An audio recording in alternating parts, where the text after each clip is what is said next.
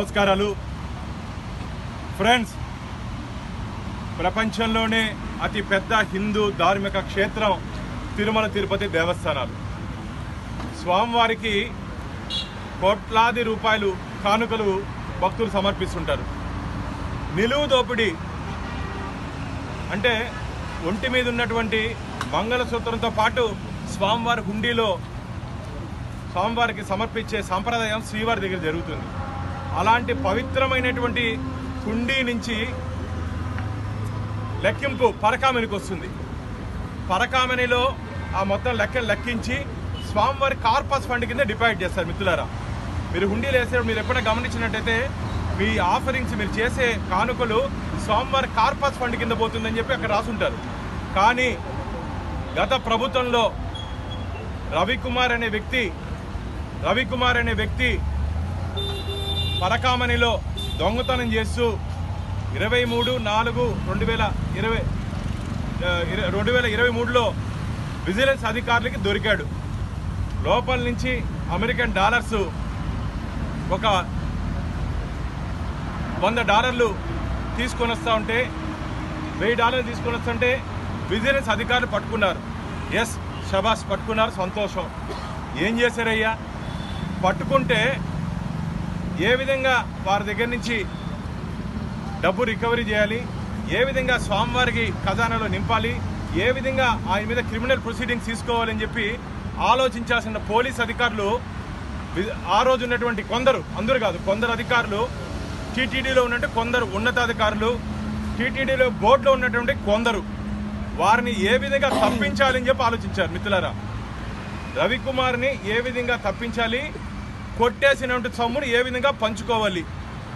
ఒక పక్క పరకామణిలో దొంగతనం చేస్తే ఆ దొంగ నుంచి ఆ దొంగ నుంచి కొందరు గజ దొంగలు వాటాలు తీసుకోవడం జరిగింది.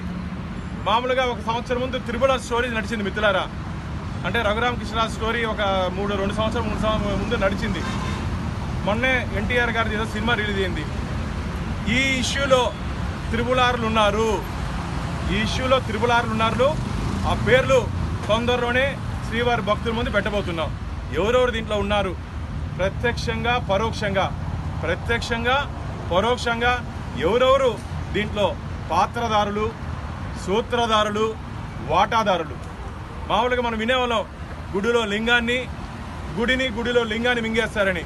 నేను ప్రత్యక్షంగా మనం చూసా. ఈ రిపోర్టు ఇప్పుడే మేము డీజీపీ గారికి దీని మీద డీటెయిల్ ఎంక్వైరీ చేయండి అని చెప్పి కంప్లైంట్ ఇవ్వడం జరిగింది. మొన్న జరిగినటువంటి ధర్మకర్తల మండలి సమావేశంలో టీటీడీ ఈఓ గారికి, చైర్మన్ గారికి దీని మీద ఎంక్వైరీ కమిషన్ వేయాలని చెప్పి డిమాండ్ చేశా. ఎందుకు డిమాండ్ చేశానంటే ఇది టీటీడీ విజిలెన్స్ రిపోర్ట్. మిత్రులారా, టీటీడీ విజిలెన్స్ రిపోర్ట్ ఇది. ఒక డిఎస్పీ స్థాయి అధికారి విజిలెన్స్ రిపోర్ట్ ఇచ్చాడు. దీంట్లో ఏ రాశారు తెలుసా? Last para, under the extreme pressure from the police మేము ఈ కేసుని లోక్ అదాలత్లో రాజీ చేసుకున్నాం. ఎవరా పోలీస్ అధికారి? టీటీడీ మీద ఒత్తిడి తెచ్చేంత బలం ఉన్నటువంటి పోలీస్ అధికారి ఎవరు? ఎస్ఐయా, సిఐయా, డిఎస్పీనా, ఏఎస్పీనా, ఎస్పీనా, డిఐజీనా, ఐజీనా, అడిషనల్ డీజీనా, డీజీపీనా? ఎవరు? తిరుమల తిరుపతి దేవస్థానాల మీద ఈ దొంగ కేసులో ఒత్తిడి తెచ్చి రాజీ పొమ్మని చెప్పి ఎవరు? ఏ పోలీస్ అధికారి అని చెప్పి శ్రీవారి భక్తుడిగా, టీటీడీ ధర్మకర్తల మండలి సభ్యుడిగా భారతీయ జనతా పార్టీ ప్రశ్నిస్తోంది గత ప్రభుత్వాన్ని, వైసీపీ ప్రభుత్వాన్ని. మొత్తం ఆంధ్రప్రదేశ్ని దోచుకునిందే కాకుండా వెంకటేశ్వర స్వామి ఖజానాన్ని దోచుకున్న దాంట్లో కూడా వీళ్ళు వాటాలు పంచుకున్నారంటే సిగ్గుచేటు ఇది గత ప్రభుత్వానికి. ఈ దారుణమైన విషయంలో పూర్తి వాస్తవాలు ఒక జ్యుడిషియల్ ఎంక్వైరీ ఒక పక్క డీజీ గారు చెప్పడం జరిగింది. ఖచ్చితంగా మేము దీని మీద విచారణ చేస్తామని చెప్పి మేము ఈరోజు జ్యుడిషియల్ ఎంక్వైరీ గతంలో నేనే 2016లో శ్రీవారి ఆలయం లోపల 5 గ్రాముల బంగారు డాలర్లు $300 కనపడట్లేదని చెప్పి ఆ రోజు నేను బయటపెట్టడం జరిగింది. బయటపెట్టిన తర్వాత justice Jagannatharao committee, justice Wadhwa committee దాని మీద క్షుణ్ణంగా స్టడీ చేసి రిపోర్ట్ ఇచ్చారు. ఆ విధంగా ఈరోజు రిపోర్ట్ రావాల్సిన అవసరం ఉంది. ఇది 100 కోట్ల దోపిడీ కాదు, పై చిలుకు 100 కోట్లు కాదు ఇది. దీంట్లో ఆస్తులు రాయించుకున్నారు మిత్రులారా, కోట్ల రూపాయలు. నేను భానుప్రకాష్ రెడ్డి స్టేట్మెంట్ కాదు, టీటీడీ అఫీషియల్ స్టేట్మెంట్, వాళ్ళే రాశారు. దీంట్లో several crores of rupees was gifted అంట. దొంగ దగ్గర ఏందండి మీరు గిఫ్ట్ చేసుకునేది? దొంగ దగ్గర, హుండీలో దొంగతనం చేసిన వాడి దగ్గర టీటీడీ ఎలా గిఫ్ట్ చేసుకుంటుంది? ఏ తమాషా చేస్తారనుకుంటారా? ఎవరు అడగరనుకున్నారా? రికవరీ ప్లస్ పెట్టినటువంటి సెక్షన్లు కూడా, నేను పోలీస్ అధికారులతో మాట్లాడితే పెట్టినటువంటి సెక్షన్లు కూడా మిత్రులారా, section 379 IPC, section 381 IPC, 409 IPC పెట్టాలంట. దీంట్లో 409 పెట్టాలి.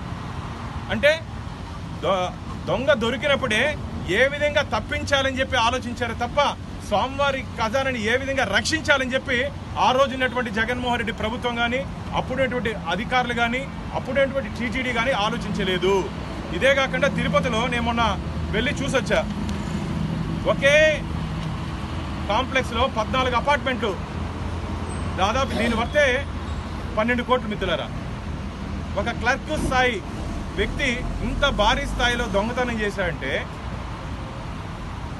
ఒక క్లర్క్ స్థాయి వ్యక్తి పరకామని, అది మన డబ్బు. ఇక్కడ ఉన్నట్టు మిత్రులు మనం అందరం ఏదో ఒక సందర్భంలో వెంకటేశ్వర స్వామి దగ్గరికి వెళ్ళినప్పుడు 5 రూపాయలు, 10 రూపాయలు, 500, 1000 రూపాయలు సమర్పించిన వాళ్ళు మనంతా. స్వామివారి ఖజానాని మామూలుగా ఆలీబాబా, అరడజన్ దొంగలని చిన్నప్పుడు చదువుకున్నా. ఈ దొంగలు ఎవరు అని అడుగుతున్న భారతీయ జనతా పార్టీ. ఈ దొంగలందరినీ శ్రీవారి భక్తుల ముందు నిలబెడతాం. మేమైతే ఎవరిని వదిలిపెట్టే ప్రసక్తే లేదు. ఇప్పటికే మా కేంద్ర మంత్రివర్యులు బండి సంజయ్ గారు దీని మీద లోతుగా విచారణ